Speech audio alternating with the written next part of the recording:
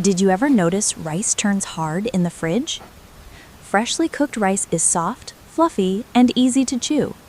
But leave it overnight in the refrigerator, it changes. Suddenly, the grains feel dry, stiff, and less tasty. Why does this happen to something we just cooked? The answer lies in the science of starch retrogradation.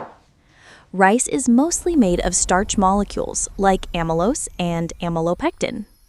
When rice is hot, these molecules trap water inside the grains. Cooling the rice makes the starch molecules rearrange. They push water out, leaving the grains hard and dry. This process is called retrogradation of starch. It happens in bread, potatoes, and other starchy foods too. The colder the storage, the faster retrogradation occurs. That's why rice feels tougher after a night in the fridge.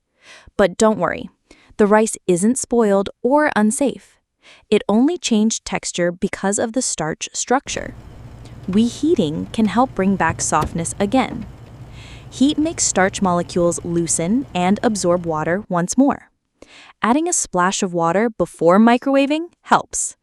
Steam restores moisture and makes rice fluffy again. Covering rice while reheating also traps steam inside. This prevents grains from drying out further. Some people fry leftover rice to make it delicious. Fried rice works well because oil coats the grains.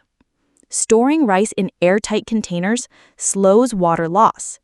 This reduces dryness and keeps rice softer longer. Freezing rice can also lock in its texture. Just reheat directly with steam for best results.